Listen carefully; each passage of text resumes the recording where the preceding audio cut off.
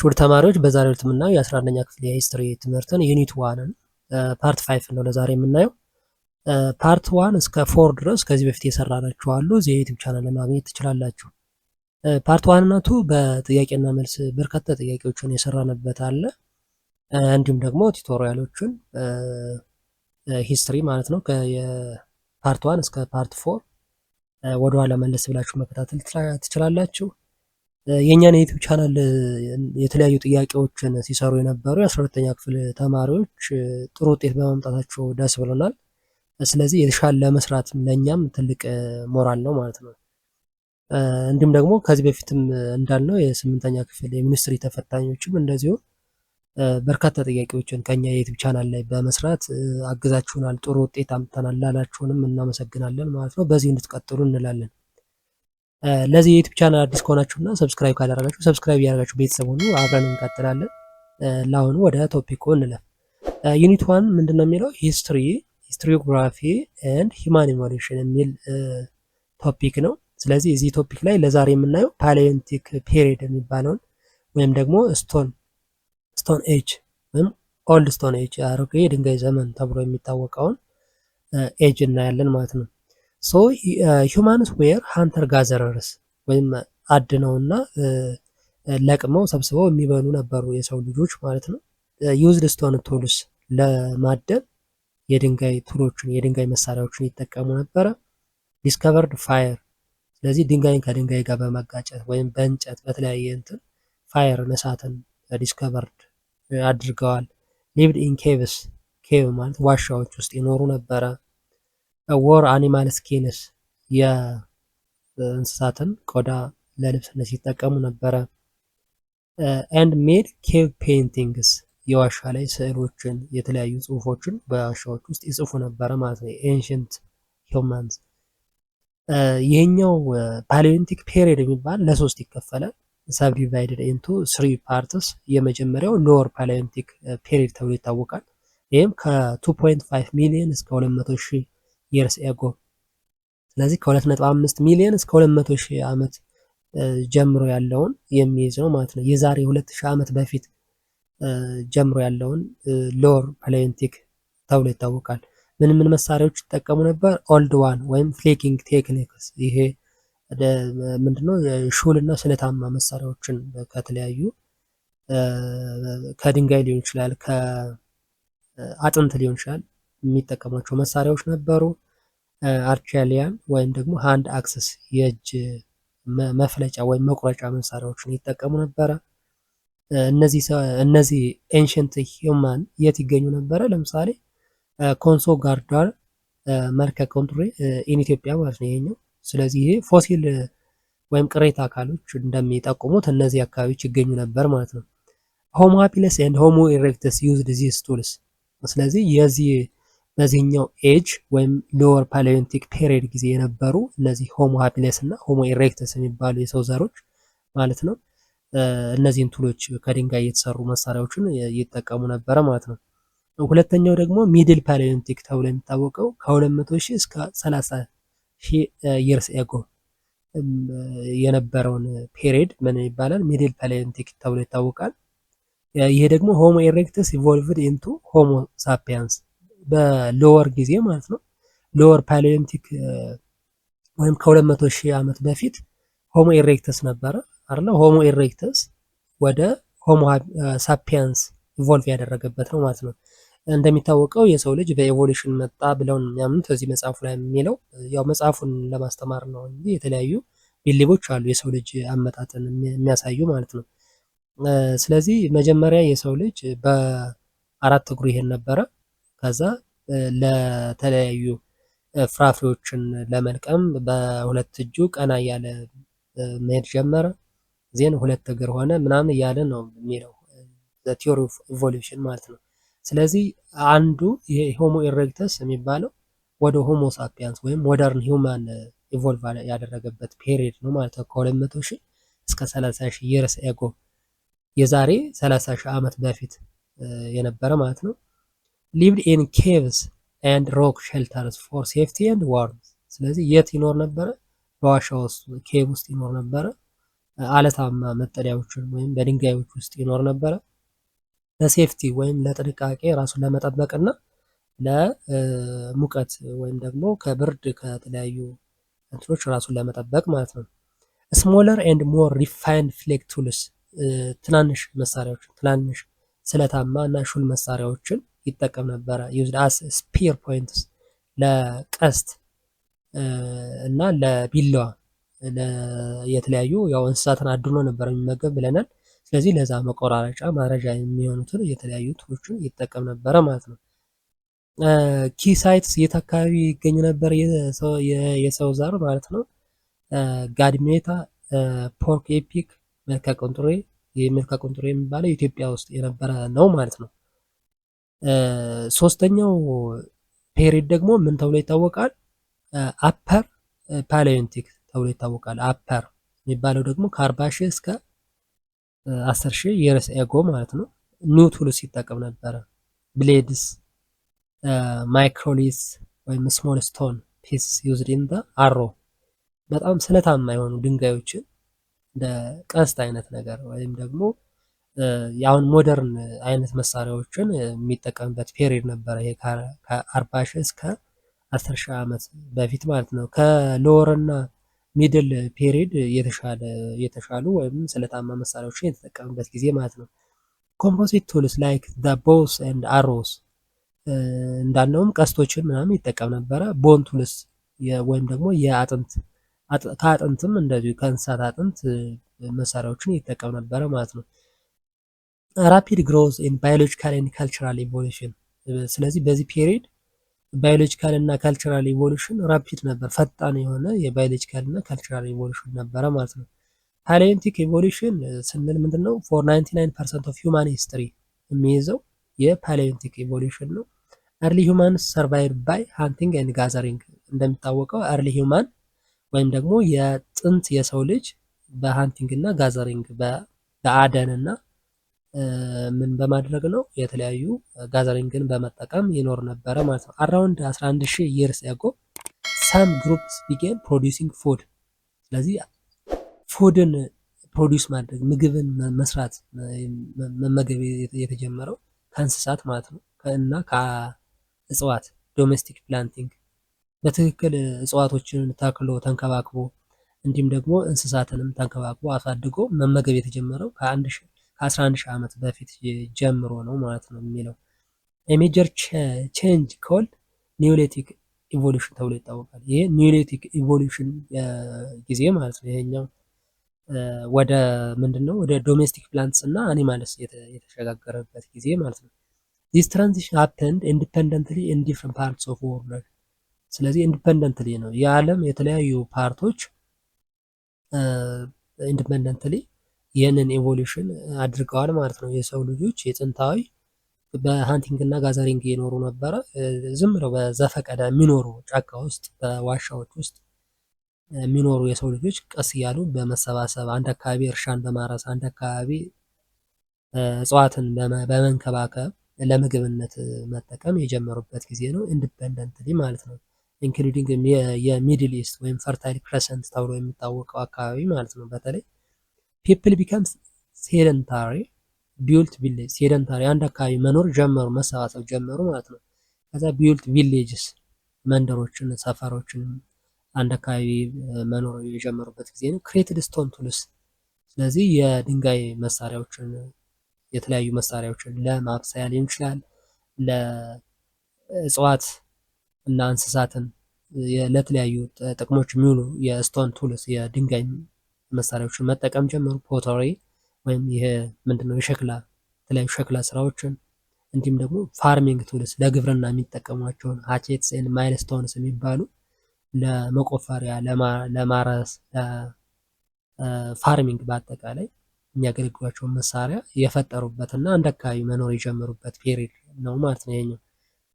they organized into families። ከዛ ፋሚሊስ ቤተሰብ መሰረቱ ማለት ነው። አንድ አካባቢ ሲሆኑ ያው እዛው አንድ አካባቢ ላይ እንደ ቤተሰብ እንደ ኮሚኒቲስ ከዛ ኮሚኒቲስ ከፋሚሊ ከፍ ሲል ኮሚኒቲስ ሌተር ኢንቱ ክላስስ ወደ ክላስስ ወይም ደግሞ ራሳቸውን ወደ ምን ወደ ፕሪስት፣ ቺፍ፣ እና ክራፍትስሜን። ስለዚህ እነዚህ ፕሪስትስ ማለት የሪሊጅን መሪዎች ናቸው። ቺፍስ ደግሞ አለቆች ናቸው። ለእነዚህ ኮሚኒቲዎች አለቃ ሆነው የሚያገለግሉ ሰዎች ናቸው። ክራፍትስሜን ሲባል ደግሞ ያው ለፖተሪ ብለናል። የድንጋይ መሳሪያዎች፣ የብረት መሳሪያዎች፣ የተለያዩ መሳሪያዎችን የእጅ ስራዎችን ይሰሩ የነበሩ ክራፍትስሜን ተብለው፣ ስለዚህ 3 ክላስ ነበሯቸው ማለት ነው በዛ ወቅት። ትሬድ ሪሊጅን ኤንድ ኮንፍሊክት ቢገን አስ ፉድ ኤንድ ላንድ ቢከም ቫልዩ። ስለዚህ ንግድ ተጀመረ፣ ሪሊጅን ተጀመረ፣ እንዲሁም ደግሞ ኮንፍሊክትስ እርስ በርስ አለመግባባት። ምክንያቱም አለመግባባት ምንድነው? በምን ምክንያት ነው? በመሬት አንድ አካባቢ መኖር ሲጀምሩ ከዚህ በመለስ የኔ ነው፣ የኛ ሰፈር ነው፣ የኛ ምንድነው ለተለያዩ አገልግሎት ይጠቀሙባቸው የነበሩትን በፉድና በመሬት አማካኝነት። ምክንያቱም ከዛ በፊት ምንድነው ዝም ብለው እግራቸው ባደረሰው የሚኖሩ ነበሩ ማለት ነው የሰው ልጆች። ነገር ግን አንድ አካባቢ መሰብሰብና መንደሮችን፣ ሰፈሮችን መመስረት ሲጀምሩ ያው ኮንፍሊክትን በዛው ልክ ተጀምሯል ነው። ኒዮሊቲክ ሪቮሉሽን ኢን ኢትዮጵያ፣ ኢትዮጵያ ውስጥ የነበረው ሪቮሉሽን ምን ነበረ? የጥንታዊ የሰው ዘሮች ኢትዮጵያ ውስጥ ኢን ኢትዮጵያ ኤንድ ዘ ሆርን ኦፍ አፍሪካ ኒዮሊቲክ ካልቸር አፒርድ ባይ አራውንድ ከ4000 ዓመት ቢሲ ማለት ቢፎር ክራይስት ከኢየሱስ ክርስቶስ ልደት በፊት 4000 ዓመት በፊት የነበረ ታሪክ ነው ማለት ነው። ይሄ ሆርን ኦፍ አፍሪካ ወይም የአፍሪካ ቀንድ አካባቢ ያው የኢትዮጵያ አንዱ አካል ስለሆነ ማለት ነው።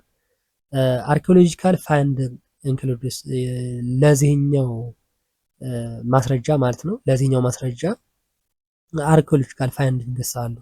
ዶሜስቲኬትድ ፕላንትስ ኤንድ አኒማልስ ወይም ደግሞ የሚንከባከቧቸው እጽዋትና እንስሳት ነበሩ ማለት ነው። ፖሊሽድ ስቶን ቱልስ ኤንድ ግራይንዲንግ ስቶንስ ለመፍጫነት፣ ለመቆራረጫ፣ ለተለያዩ አገልግሎት ይጠቀሙባቸው የነበሩ የድንጋይ መሳሪያዎችም ተገኝተዋል ማለት ነው በአርኪኦሎጂካል ቁፋሮ። የሸክላ ስራ እንዲሁም ፖተሪ ፎር ኩኪንግ ለማብሰል፣ እንዲሁም ደግሞ ለስቶሬጅ፣ እንዲሁም ለስቶሬጅ ማለት የድሮ ሳንቲሞችን የድሮ ጌጣጌጦችን ለማስቀመጫ ይጠቀሙባቸው የነበሩ ሸክላዎች ተገኝተዋል ማለት ነው በቁፋሮ። ሳይትስ ላይክ ጎቤድራ፣ ላሊበላ ኬቭ ኤንድ ሌክ በሰቃ ሾው አርሊ አግሪካልቸር ኤንድ አኒማል ዶሜስቲኬሽን። ስለዚህ እዚህ አካባቢ የተገኘው የጥንታዊ የሰው ዘሮች ስልጣኔ የጎቤድራ፣ ላሊበላ እና ሌክ በሰቃ አካባቢ የተገኘ አርሊየር አግሪካልቸር እና የእንስሳት እንትን ማለት ነው። እንስሳትን በማራባት በማልመድ እንስሳትን ያው ለእርሻ ሊሆን ይችላል ለምግብነት ይጠቀሟቸው ነበረ ማለት ነው። እንዲሁም ደግሞ ለትራንስፖርት ማለት ነው በዛ ወቅት። ኢትዮጵያስ ሪች ኢንቫይሮንመንት አለውድ ዘ ካልቲቬሽን ኦፍ ኔቲቭ ክሮፕስ። ስለዚህ ኔቲቭ ክሮፕስም ነበሯቸው ማለት ነው። የፕላንቶች ወይም ደግሞ ለምግብነት ይጠቀሙባቸው የነበሩ ለምሳሌ እንደ እንሰት፣ ጤፍ፣ ኑግ፣ ፊንገር ሚሌት፣ ኮፊ።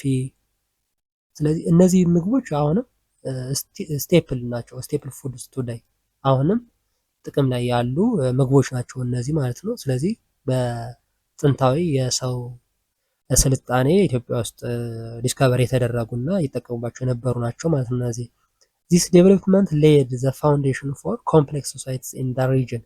ስለዚህ ይሄ ዴቨሎፕመንት ይሄ ፋውንዴሽን ኮምፕሌክስ ሶሳይቲስ አሁን ያለውን የሰው እንትን አይነት እንዲፈጠር ፋውንዴሽን ሆነዋል ማለት ነው። 1.3 ምንድነው? ዘ ኤመርጀንስ ኦፍ ስቴት የሚባለው ወይም ሀገር ልንለው እንችላለን። አንድ አካባቢ ያለ ስቴትስ እንዴት ነው የተፈጠሩት ነው። ስቴቶች ኦሪጂን ኦፍ አርሊ ስቴትስ ጥንታዊ ስቴቶች እንዴት ተፈጠሩ ነው። አርሊ ስቴትስ ዴቨሎፕድ አስ ሂውማን ሶሳይቲስ ቢኬም ሞር ኦርጋናይዝድ። ስለዚህ ቅድም ምን ብለናል?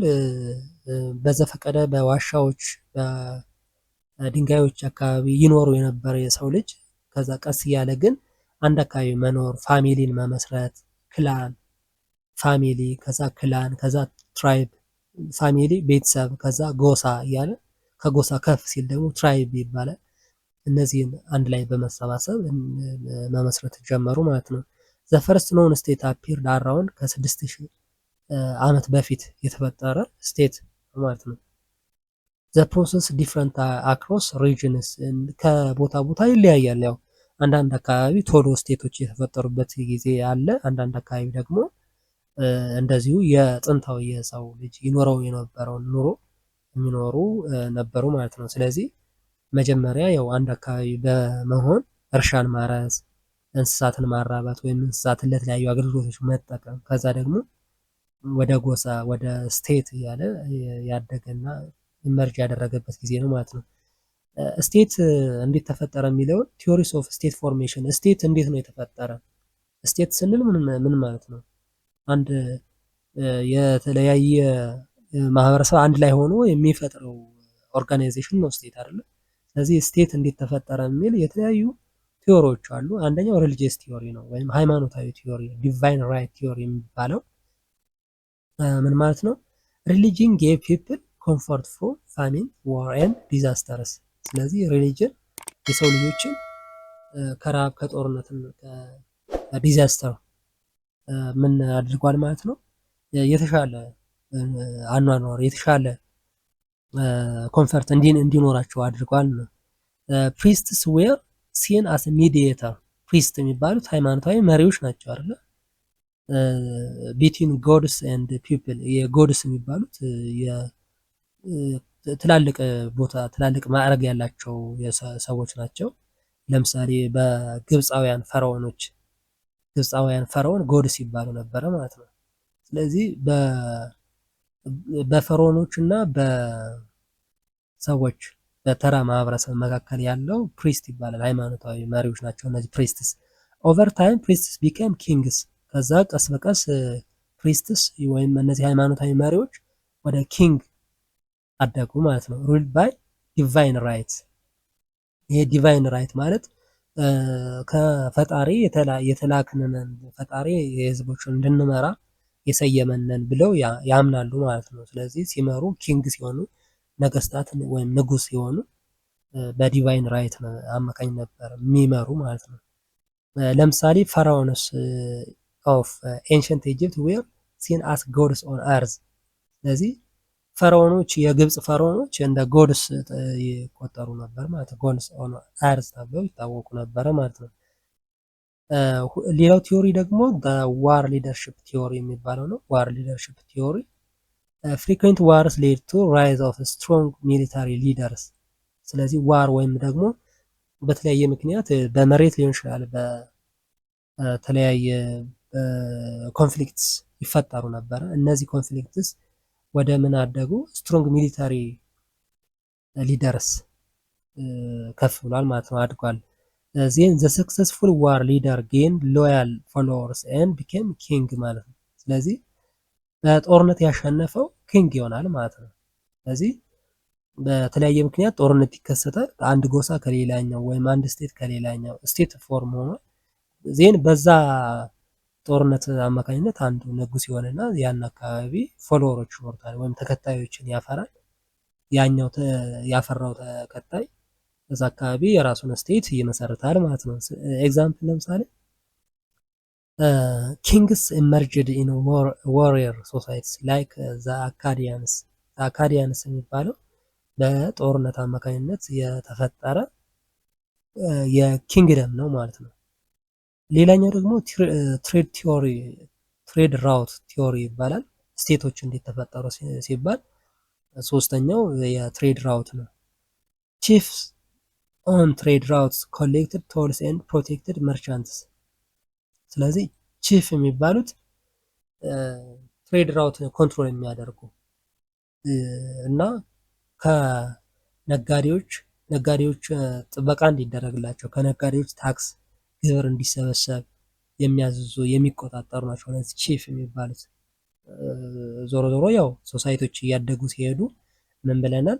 ግብርና ተጀምረዋል፣ የአኒማልን መጠቀም፣ ከዛም ወደ ትሬድ ወደ ንግድ ከፍ እያሉ ሄደዋል። ስለዚህ የንግድ መስመር የሚቆጣጠሩ ነጋዴዎችን የሚያሰማሩ አካላት እነዚህ ቺፍ ይባላሉ።